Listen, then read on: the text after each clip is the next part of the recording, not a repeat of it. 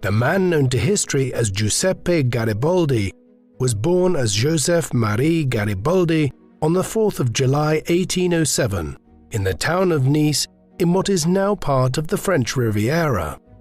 Giuseppe's father was Domenico Garibaldi, a merchant who hailed originally from the town of Chiavari near Genoa and who had relocated his family to Nice for business reasons by the time Giuseppe was born. His mother was Maria Rosa Raimondi. She too was of Italian descent, coming from the village of Loano near Genoa. Giuseppe was just one of several children they had. He had 3 sisters, Maria, Felice and Teresa, and 2 brothers, Angelo and Michele. Historically, the region in which they lived, now part of the French Riviera, had been a long-standing part of the Kingdom of Sardinia, an Italian state which had ruled the island of Sardinia and also the Piedmont region in the west of the plain of Lombardy in northern Italy, and further west into regions like Nice that are in France today. The Garibaldis were of the Ligurian or Genovese region, and Garibaldi always considered himself to be Italian, thus his adoption of Giuseppe, the Italian variant of Joseph, as his name. At the time of his birth, Nice was under the control of the French Empire of Napoleon Bonaparte, though it would soon be returned to Sardinia at the Congress of Vienna in 1814. Giuseppe was born during a turning point in Italian history.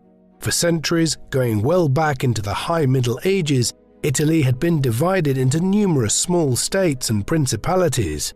The number of these had changed over time. In the late medieval period, there were dozens of small city-states and republics, but some of the smaller ones had been swallowed up by the larger ones during the 16th and 17th centuries. Nevertheless, there had still been well over a dozen Italian states by the time the French Revolutionary Wars broke out in the 1790s. Polities such as the mercantile republics of Venice and Genoa, the Papal State, the Grand Duchy of Tuscany, the Kingdom of Sardinia, and the Kingdom of Naples, as well as smaller duchies such as those of Parma, Modena, and Milan. The conquest of much of Italy by the French in the late 1790s saw many of these states reshaped into different sister republics of France, such as the Cisalpine Republic and eventually a Kingdom of Italy ruled by Bonaparte with his stepson, Eugène de Beauharnais, as his viceroy. That dispensation proved short-lived, and when Napoleon's European empire collapsed in 1814, the numerous pre-war small Italian states were brought back into existence. Yet the seed of an idea of a unified Italian nation had been sown, and with the rise of romantic nationalism across Europe in the first half of the 19th century, there would soon be a growing movement for Italian unification.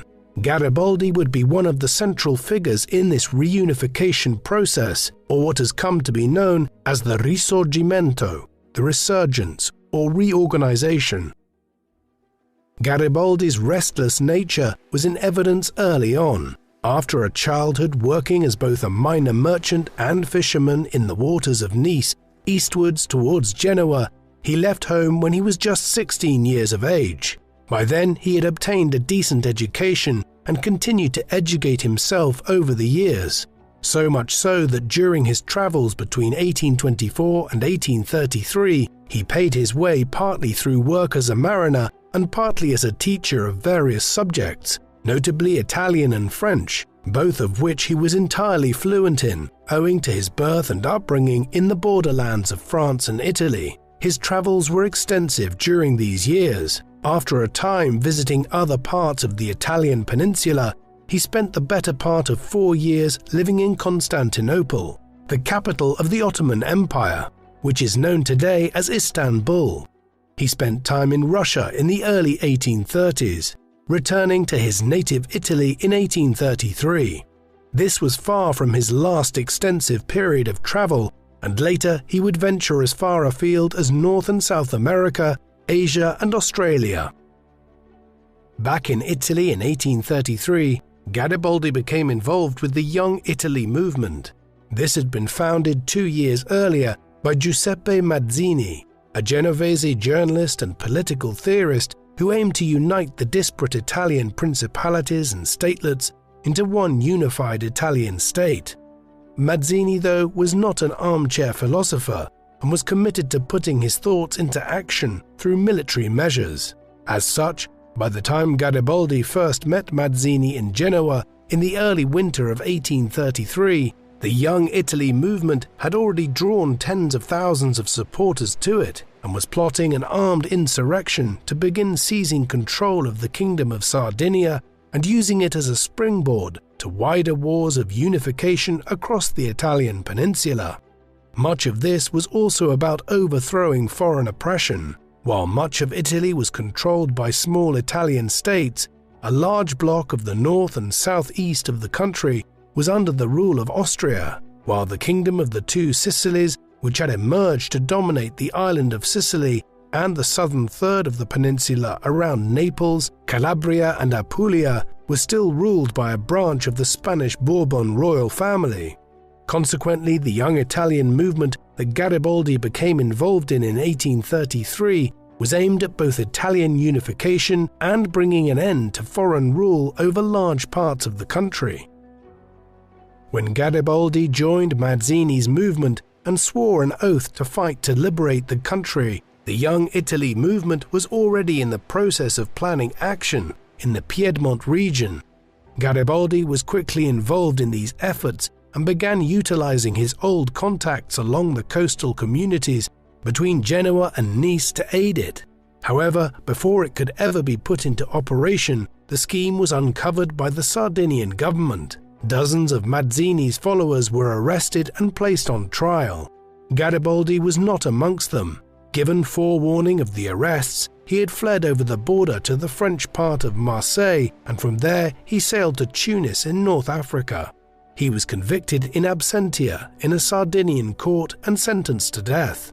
With such a pall hanging over any potential return to his homeland, Garibaldi left the Old World altogether and sailed to South America, settling in Brazil in 1834. He would spend the next 14 years of his life in exile from his native Italy. Mazzini too would spend much of his time in exile, though living closer to home in London and other European cities, from where he organized several Young Italy insurrections, none of which had any noticeable impact on the political environment in Italy. Garibaldi arrived in Brazil just as the old country was entering its own period of revolution. This was owing to grievances in the Rio Grande do Sul region in the south of the country, the economy of which was primarily reliant on cattle farming and the provision of foodstuffs to the more northerly provinces. The Southerners had long-standing grievances that despite being the breadbasket of Brazil, they had not benefited from the huge Brazilian gold rush of the 18th century, one which was still partially underway in the 1830s. Garibaldi was soon in league with two Brazilian army officers who represented the Rio Grande do Sul region, Bento Gonçalves da Silva and Antonio de Souza Neto. The trio initiated a revolt in 1835, one which has become known as the Ragamuffin War, so named after the fact that many of the rebels had been associated with the Ragamuffin Party of Lieutenant Luis José de Reis Alpoim in the region since its foundation in 1832. The name suited insofar as those who revolted were a disparate group of individuals, some upset about border issues, some about regional issues, some being native groups who were unhappy at their mistreatment by the colonial government, and in Garibaldi's case, being an Italian revolutionary far from home. Launching their revolt in the autumn of 1835, within a few months they were in a position to declare the creation of the Rio Grandense Republic as a separatist state from Brazil. The Ragamuffin War would last for a decade. Garibaldi fought for the Rio Grandense cause through to the late 1830s. Much of Garibaldi's military actions were concentrated on the coast, where unlike the other military leaders, he had naval experience from his many years at sea. Nevertheless, Garibaldi was a complete novice when it came to warfare. He had never trained as a soldier or naval commander, and in this sense the Ragamuffin War was his apprenticeship in revolutionary warfare. It would serve him well later in Italy. These were also important years for him on a personal level. Around 1839, he met Anita Maria de Jesus Ribeiro, the daughter of a family of poor immigrants from the Azores Islands, who were one of many to arrive to Brazil as part of the gold rush. She had been married in 1836 at just 15 years of age to an army commander, but was abandoned by him shortly afterwards. When they met, Garibaldi was instantly smitten with her. It was more Bonnie and Clyde than Romeo and Juliet. An extant photo of her shows her dressed in a male suit, and it was Anita who taught Giuseppe how to rustle cattle on the Brazilian pampas. They would have 4 children together: Menotti, born in 1840, Rosita in 1843, Teresita in 1845, and Ricciotti in 1847. They married in 1842. The birth of their son Menotti in 1840 put Giuseppe and Anita in a difficult position. With an infant in tow, they could no longer continue to contribute to the war in Rio Grande do Sul. Accordingly, they left Brazil and headed for neighboring Uruguay, a country which had only come into existence a few years earlier to act as a buffer state between Brazil and Argentina, an arrangement mediated by the British. It was here that the young family moved in 1841, with the couple marrying in Montevideo not long after. Giuseppe found odd work here as both a merchant and as a teacher. This attempt at domestic tranquility did not last long. Uruguay was a country of huge instability in the first half-century of its existence, with Blanco and Colorado factions vying for control of the government. In 1839, even before the Garibaldis arrived in the country, a new civil war had broken out. Now though, in 1842, the Colorados under Fructuoso Rivera were defeated by the Blancos at the Battle of Arroyo Grande, the latter laying siege to Montevideo at the beginning of 1843. Garibaldi had been trying to avoid conflict for a time, but it had found him before too long.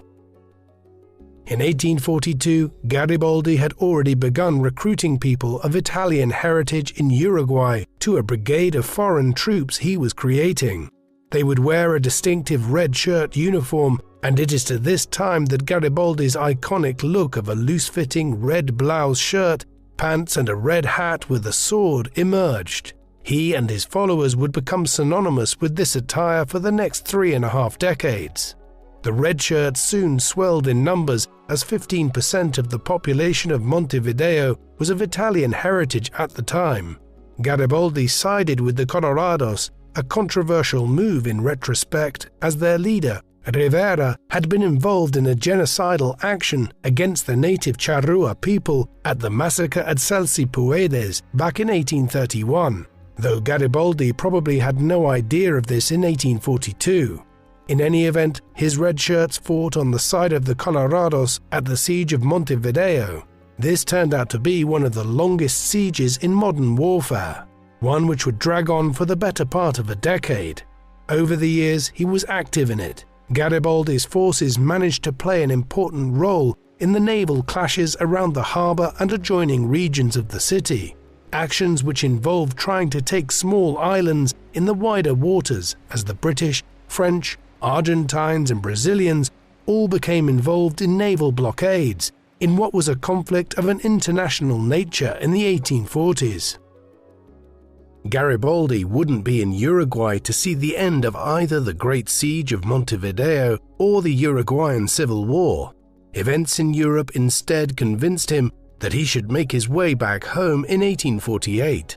Earlier that year, revolutions and protest movements spread across much of Europe. One of the broad causes was rising food prices and shortages across Europe, caused to a large degree by the arrival of a potato blight in the continent from America on the new steamships. This wiped out the potato crop in countries like Ireland and Poland, which had become reliant upon it, leading to famine in some instances and general scarcity across the continent in the mid-1840s. On top of this, there was a growing unrest at the intolerable conditions of the burgeoning urban proletariat. The first signs of revolt were in Italy, though it soon spread to Germany, Austria, Hungary, Poland, France and Ireland, where armed insurrections were seen in some places and open warfare in others. This would have tangible results in some, though not all, countries. For instance, in France, the February Revolution of 1848 led to the overthrow of the July monarchy that had come into being in July 1830, and the establishment of a new Second French Republic. As Garibaldi heard of developments in Europe, he quickly made his way home. In some countries across Europe, the authorities were using extensive military force combined with limited political concessions to bring the unrest to an end, but this was not proving possible in parts of Italy, so much so that the events of 1848 and 1849 were known as the First War of Italian Independence. The unrest began on the island of Sicily in January 1848, against the Bourbon monarchy's rule and the grinding poverty of life in southern Italy. Thereafter, insurrections broke out in some of the cities of northern Italy, which were controlled by Austria, notably in Milan and Venice. As the unrest spread, King Charles Albert, the ruler of the Kingdom of Sardinia, decided to go to war with the Austrians, ostensibly in defense of the rights of his fellow Italians, who were revolting against Austrian rule across the plain of Lombardy and east into the Veneto region, though he clearly had a lot of self-interest in play at the same time. Thus, Sardinia emerged here as the primary driving force behind the nascent movement for Italian unification, with the Austrians as the main opposition, though there were other states and interest groups involved. For instance, during the First War of Italian Independence, there was briefly a Roman Republic fighting on the side of Sardinia after Pope Pius IX was temporarily driven out of Rome and a republican state replaced the papal state. This latter arrangement didn't last long, and Pope Pius was able to seize control of Rome again and re-establish the papal state with French military support. When Garibaldi arrived back in Italy, he quickly made an impact by forming a legion of his red shirts in the Piedmont region early in 1849 and winning a number of small, though not inconsiderable, military engagements against the Austrians in the plains of Lombardy. However, the momentum of the Sardinians and their Italian allies against the Austrians in northern Italy was broken by Austrian victory at the Battle of Novara in late March 1849. With this, Garibaldi heeded the advice of Giuseppe Mazzini, who had also returned to Italy in 1848 from his long exile, to head to Rome to protect the fledgling Roman Republic there against efforts by the Pope and the French to retake the Eternal City. There he led a spirited defense in 1849 against combined attacks not only from the Papal and French forces, but also a growing number of Neapolitan troops and Austrians, the latter of which were being diverted from the plain of Lombardy south to aid in the retaking of Rome. By early July, faced with the fact that the wider conflict was lost and defeat in Rome inevitable, Garibaldi negotiated to surrender Rome if he was allowed to retreat with the remainder of his red shirts towards San Marino. This was accepted, and with this the First War of Italian Independence can be said to have come to an end in defeat for Sardinia, Garibaldi, Mazzini and the other Italian nationalists. Though they had made their escape from Rome, Garibaldi and his followers were still in harm's way in central Italy. A defensive retreat was made from there towards the plain of Lombardy, with the goal of finding safety once again in the Piedmont and Liguria territories of the Kingdom of Sardinia. However, tragedy struck on the 4th of August near the city of Ravenna during this retreat, when Anita, who was with Garibaldi and carrying their 5th child, died from malaria, which she had most likely contracted in Rome. Though she died in Giuseppe's arms, she had to be buried hastily as they made their escape. Years later, when Italy was unified in a second independence war, Garibaldi would ride into combat with her scarf draped over his horse. Once back in Sardinian territory, there was no reprieve. King Charles Albert had abdicated in favor of his son following the defeat to Austria in the spring, and the new monarch, King Victor Emmanuel II, informed Garibaldi that he could not remain in Sardinia under the circumstances, as his presence there would be objected to by the Austrians and others. Thus it was that, having lost the war and his wife, Garibaldi set sail as an exile once again, heading first for the city of Tangiers in Morocco and then onwards to New York City. He was not alone in this fresh exile, and many others also left Italy, notably Mazzini, who crossed over the border into France and then into the Swiss Confederacy, where he continued to try to organize insurrections within Italy during the 1850s. Garibaldi spent 3.5 years as a resident of New York, though as we'll see, he undertook an epic voyage into the Pacific during those years. Having arrived there in the summer of 1850, he settled on Staten Island, where he was offered a job in a candle-making shop by the Italian inventor Antonio Meucci. Hailing originally from Florence, Meucci had settled in Havana in Cuba in the mid-1830s, but relocated to New York just a few months before Garibaldi arrived. Meucci is most famous today for having effectively invented the telephone in the early 1870s, a half a decade before Alexander Graham Bell. However, Meucci failed to incorporate electric current into his device and also didn't take out a sufficient patent to claim full credit for his invention. Back in 1850, he gave Garibaldi a source of income for a few months when he badly needed it. The Red Shirt leader was suffering from rheumatism when he arrived in New York and was still grieving for his wife.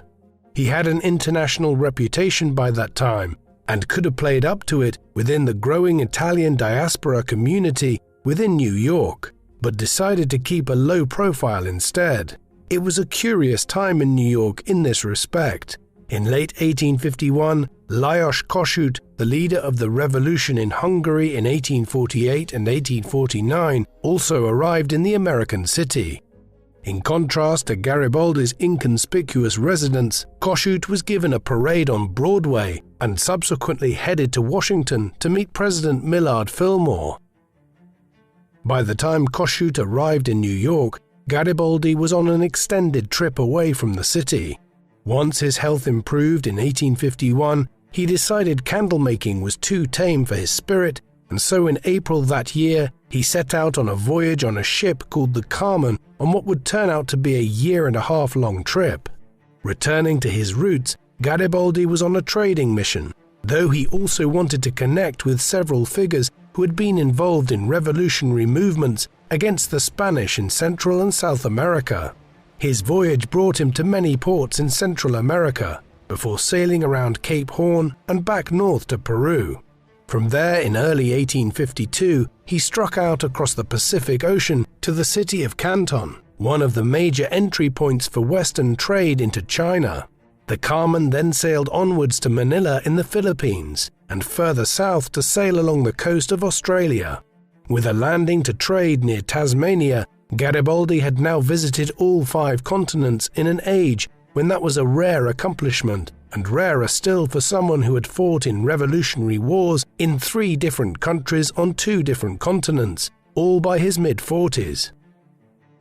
This achieved, the Carmen set sail back for Chile. There the goods acquired in the Far East and Australia were sold off for copper, the perennial staple of the Chilean economy, before sailing once again for the United States. A brief stopover in Boston completed the epic voyage before Garibaldi finally returned to New York. There he took up residence again on Staten Island, but it was only to be a brief stay. During his odyssey, he had decided to return to Italy, and so in January 1854 he set sail as captain of a ship called the Commonwealth, bound for Europe. A statue in Washington Square Park in Manhattan commemorates the time he spent living in New York, while the Gothic Revival cottage on Staten Island, which was theoretically his residence between 1851 and 1853, is preserved in the Rosebank district to this present day. The Commonwealth visited England as part of its trading activities after crossing the Atlantic and before heading to the Mediterranean. A week-long stay at Newcastle was widely reported in the British newspapers, and Garibaldi's popularity amongst the working class of one of the coal-producing engines of the Industrial Revolution was evident. Thereafter, home beckoned. Garibaldi called at his hometown of Nice for a brief reunion with the people there, before heading to his spiritual home at Genoa. He was there by May 1854, but didn't remain there for long. Garibaldi had inherited some money following the death of his brother, which he used to purchase a large estate on the island of Caprera in 1855. This is a 15-kilometer square island lying just off the northeast coast of the island of Sardinia, within the Maddalena archipelago. Here Garibaldi was comfortable in terms of being close to the sea, where he had lived virtually all of his life. But he settled down as a farmer of sorts, developing a plantation of pinewood trees as a cash crop. He also began raising chickens and other farmyard animals. He had a number of donkeys there, which he named after his political enemies, christening the most difficult of them after Pope Pius IX, the figure who had overseen the alliance that defeated him at the Siege of Rome back in 1849. While Garibaldi was in semi-retirement on Caprera, diplomatic efforts were underway to initiate what would be the most significant of the three Italian wars of independence. Ironically, this would come about owing to political realignments in the countries which had opposed Sardinia back in 1849. In the summer of 1858, the Plombier Agreement was reached between the Chief Minister of Sardinia, the Count of Cavour, and Emperor Napoleon III of France. This secretive verbal agreement committed France to entering the conflict alongside Sardinia should it declare war on Austria. In return for French aid, the Sardinians would cede the Duchy of Savoy and the County of Nice to France, after victory was won against the Austrians. With this military alliance in place, the Sardinians began mobilizing. Austria was not oblivious to this, and after its own military preparations were initiated, it delivered an ultimatum to the Sardinian government in Turin, demanding removal of its troops from the borders. This was refused, and in late April 1859, the Second War of Italian Independence was entered into.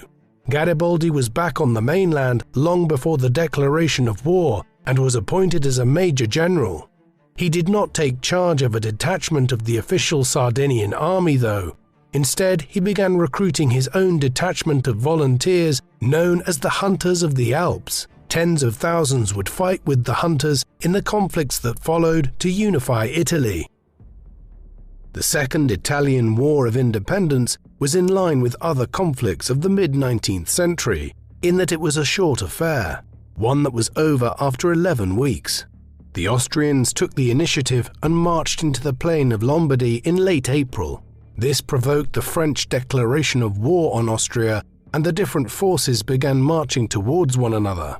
While the major clash between the Franco-Sardinian forces and the Austrians would take place at the Battle of Magenta on the 4th of June 1859, where the Italian cause won a major victory, almost entirely owing to the French involvement. Garibaldi and his Hunters of the Alps steered a course further north towards Lake Como and along the southern slopes of the Alps. Here he won a series of smaller battles at locations such as Varese and San Fermo in late May. These were not conclusive, but they left the Austrian northern flank exposed to a sufficient extent that the Austrians had to continue to divert troops to this region, weakening their southern lines before the Battle of Magenta. The war culminated 3 weeks later in the Battle of Solferino, one of the largest military clashes of the 19th century, and one in which the French and Sardinians emerged victorious. With this, peace negotiations were entered into.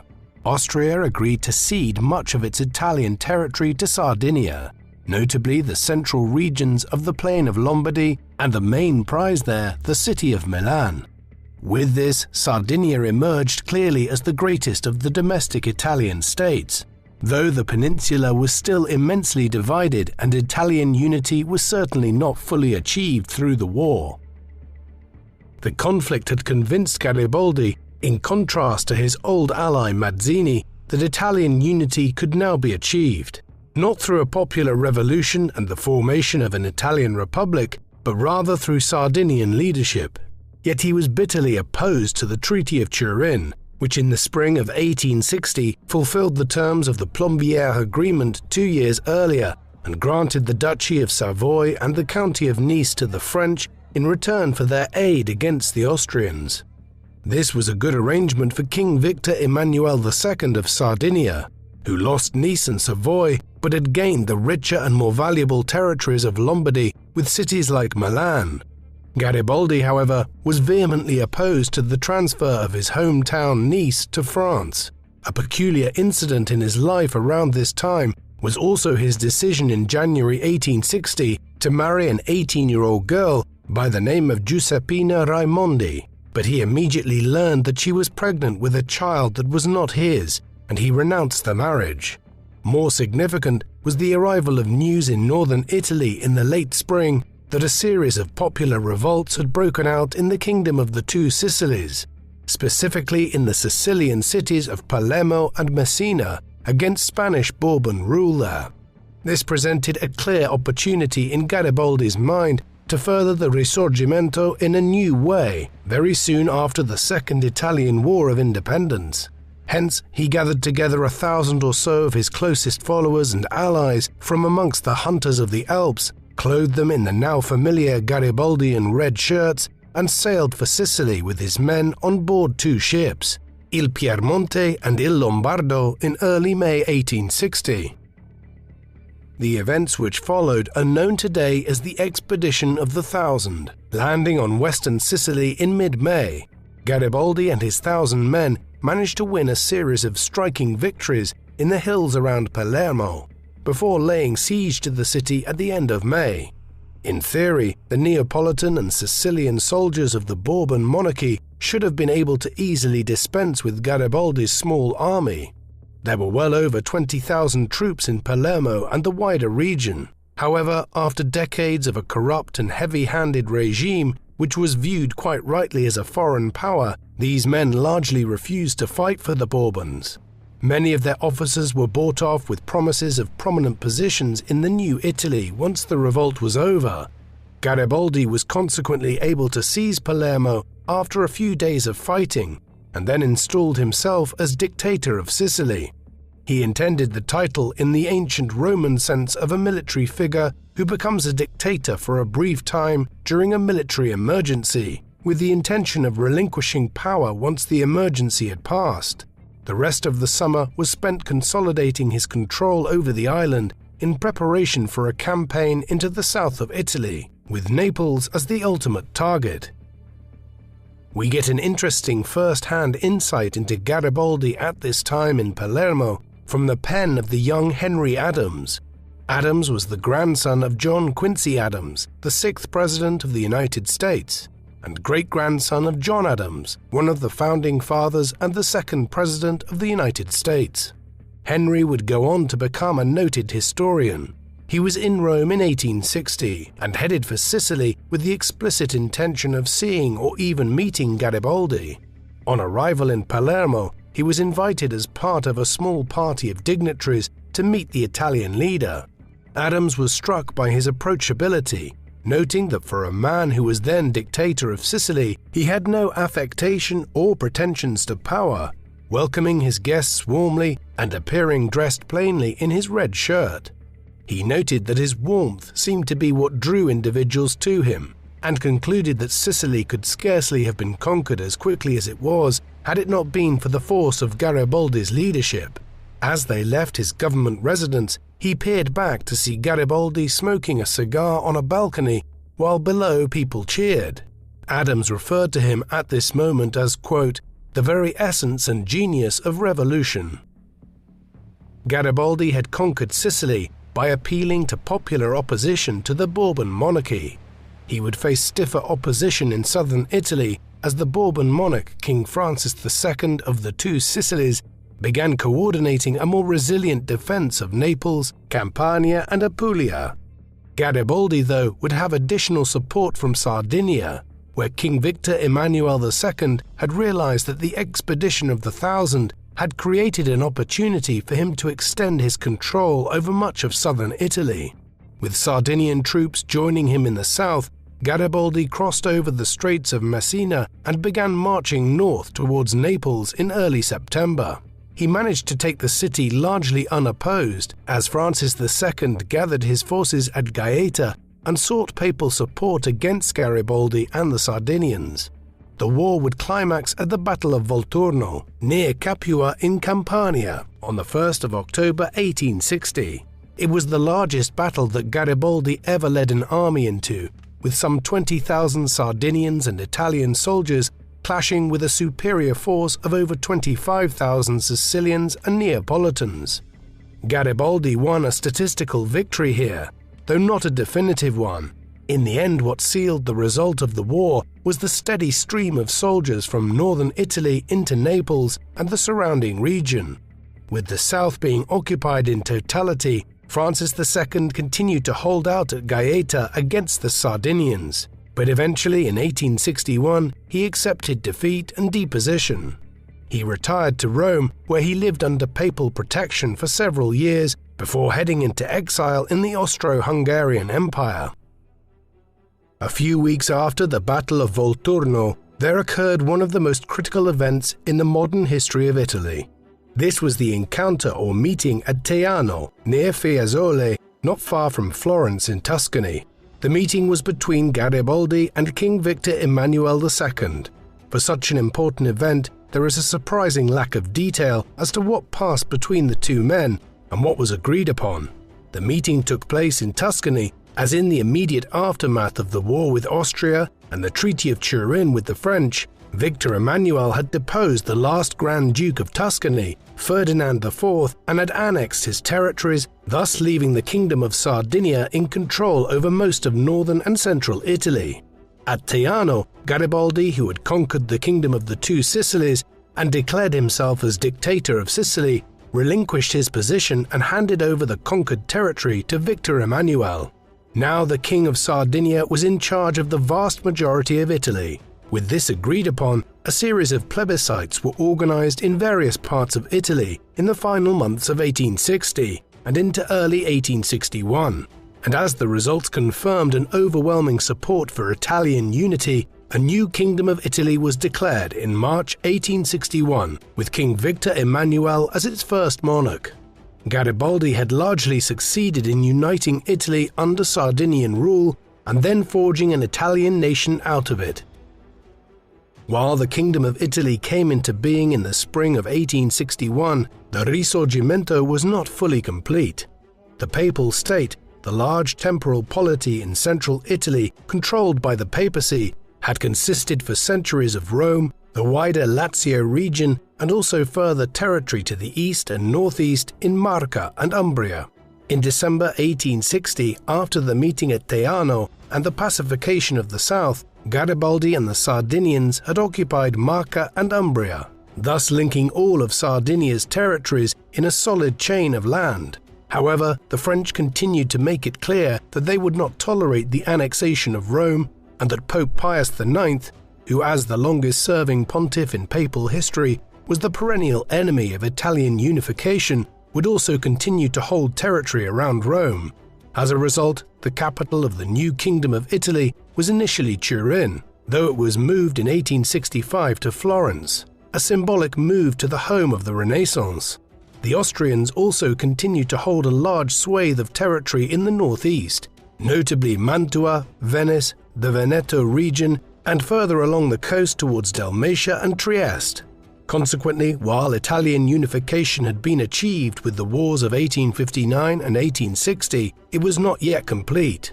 Furthermore, there were huge divisions in the new country, with the swift emergence of the divide between the more affluent north and the poor south, which has characterized Italy down to the present day.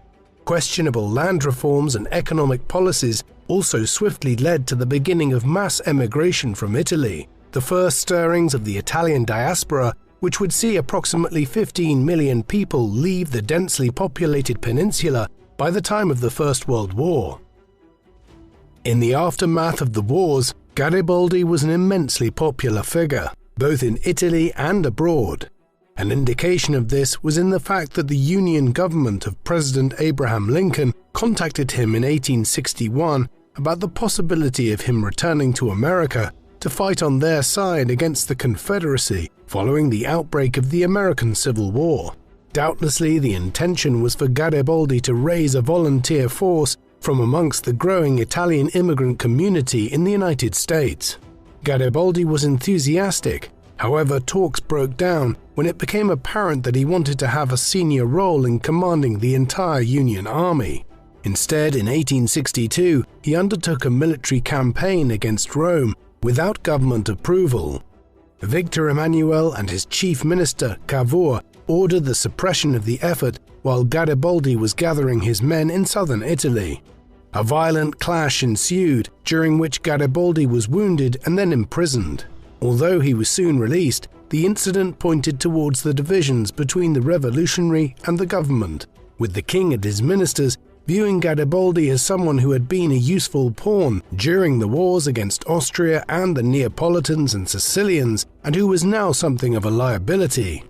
They allowed him to return to retirement on Caprera, his Sardinian island home, though he would never play a part in the politics of a unified Italy, which his role in the Risorgimento ought to have allowed him to have. His popularity was immense all the same. A visit to England in 1864 had all the trappings of a state occasion, one in which crowds turned out to applaud him and during which he met the Prime Minister of the day, Lord Palmerston. For a while in the mid-1860s, it looked as though the Risorgimento would remain only partially complete, with Rome remaining in the hands of the papacy and, more importantly, Austria holding extensive territory in the north and northeast of the country, around Mantua and Venice. But events elsewhere in Europe played into the hands of the Italians. Back in 1862, a Prussian Junker, or nobleman by the name of Otto von Bismarck, had become chief minister of Prussia in Germany.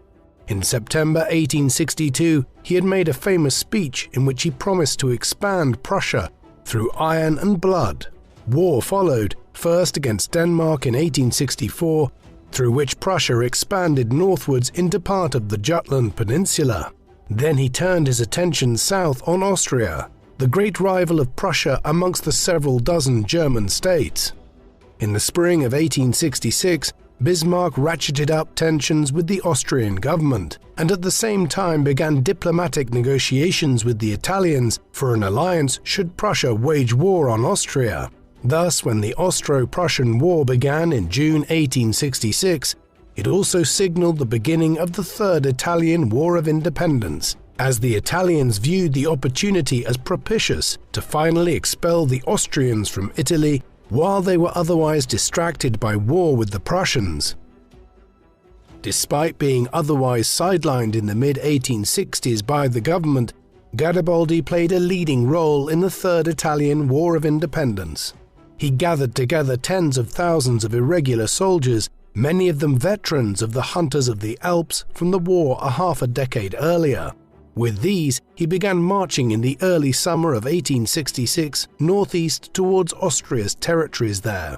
It was a short war, as the Prussians comprehensively defeated the Austrians elsewhere. Garibaldi's focus was on the Trentino region, while the more regular Italian army marched southwards through Mantua towards Venice. He won one major Pyrrhic victory on the 21st of July at the Battle of Bezzecca, during which the Italians actually suffered more casualties but were able to force a withdrawal of the numerically inferior Austrians towards Lake Garda.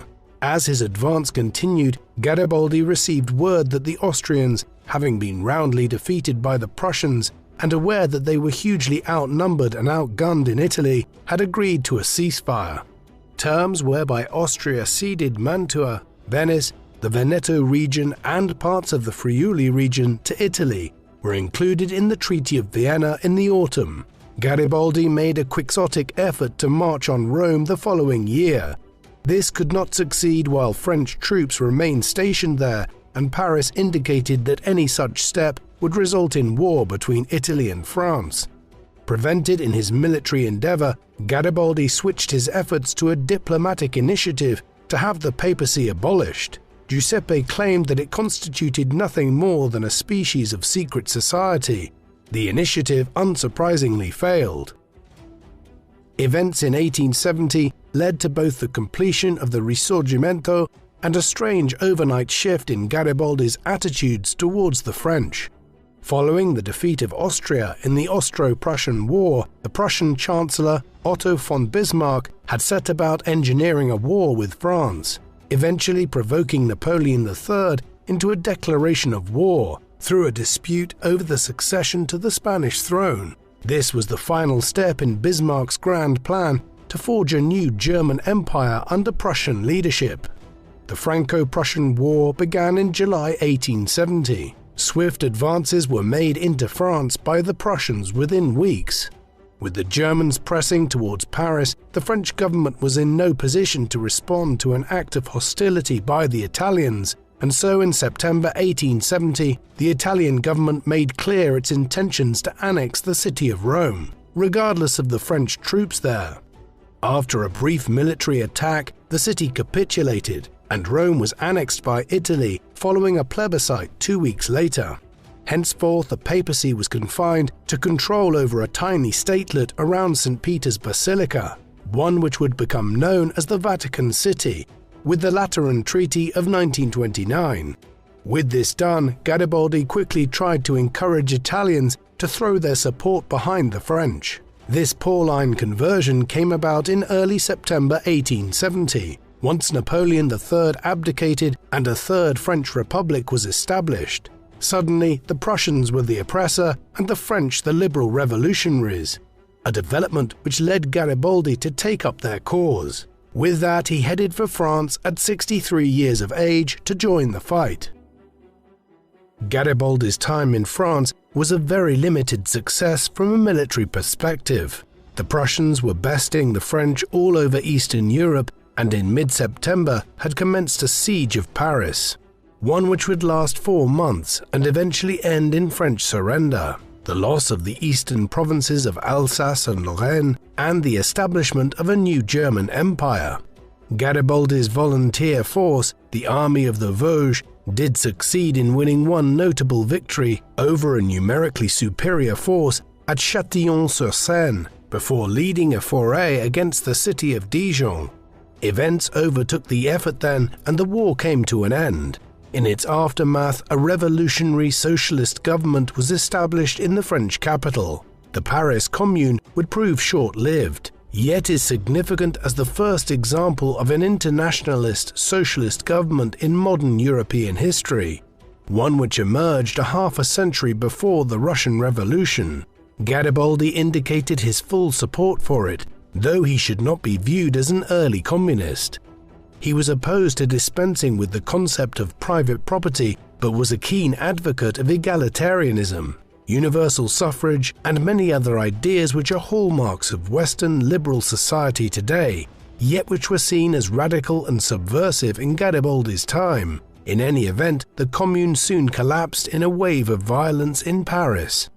Garibaldi sat in the French Parliament for some time thereafter, elected for the Alpes-Maritimes region on the Italian border, though before long he returned to Italy and retired once again to Caprera.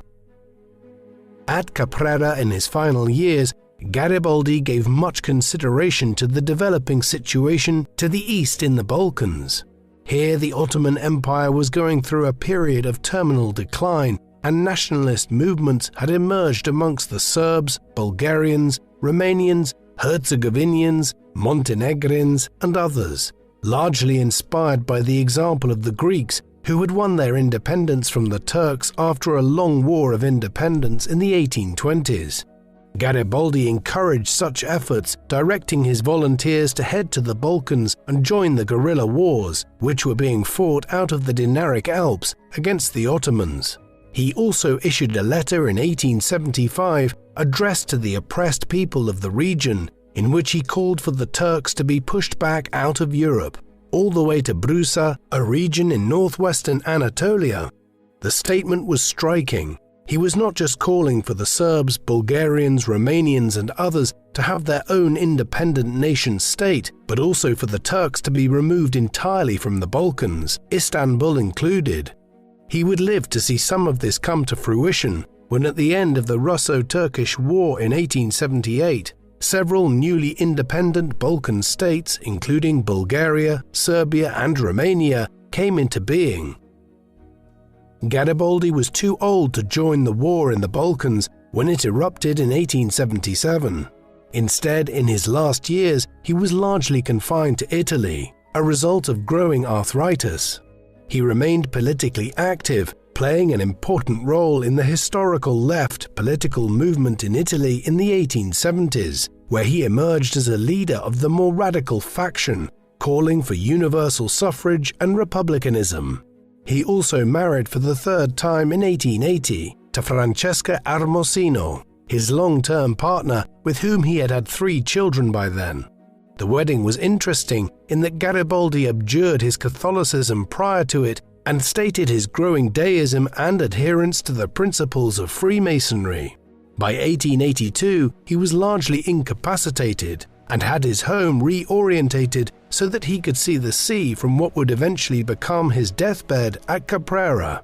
He died there on the 2nd of June 1882 at 74 years of age. Despite a last wish to be cremated, he was buried after a short ceremony.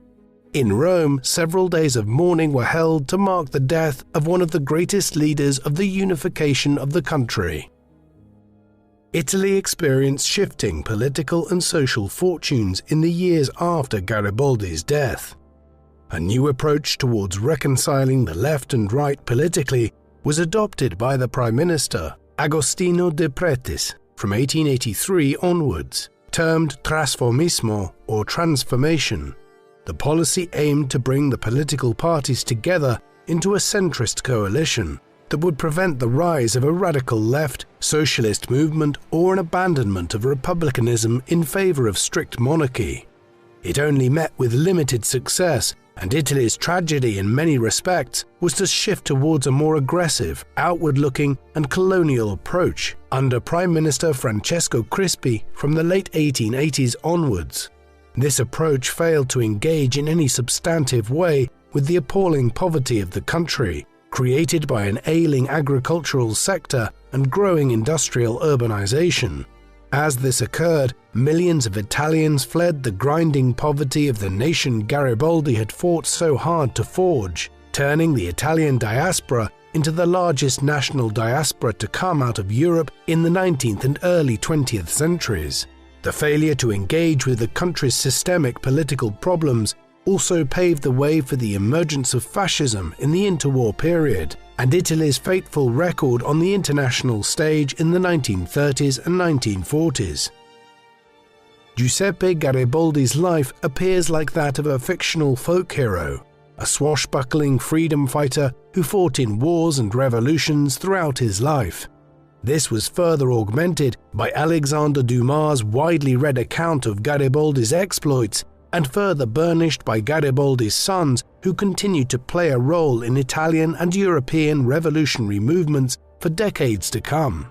And yet his story is entirely true. In a long career of half a century, he fought in wars in Italy, Brazil, Uruguay and France, and must have been one of the most traveled individuals to have ever lived in the era prior to the advent of the aeroplane. Visiting large parts of Europe and South America, as well as living for a time in New York and undertaking a bewildering tour of the Pacific and Far East in the early 1850s. He wasn't just a world traveler though, he was also the single most important individual in the history of the Risorgimento, the reunification of Italy after centuries of division and discord. Greater in essence than Mazzini, Cavour and Victor Emmanuel. He was not happy with the resulting monarchical state, but there is no doubt of his centrality to achieving it. Nevertheless, even when Italian unification was achieved, he was not content to enjoy a quiet retirement and spent the remainder of his life advocating for the independence of ethnic groups. Deeply admired by politicians and the common people alike, he was in short the prototype of the constant revolutionary, and was surely one of the most critical figures not just in the history of Italy, but of modern Europe. What do you think of Giuseppe Garibaldi? Would he have considered some of his life's work a failure because an Italian republic did not appear, or would he have been content to see a unified Italy, seeming to take its place amongst the nations of Europe? Please let us know in the comment section, and in the meantime, thank you very much for watching.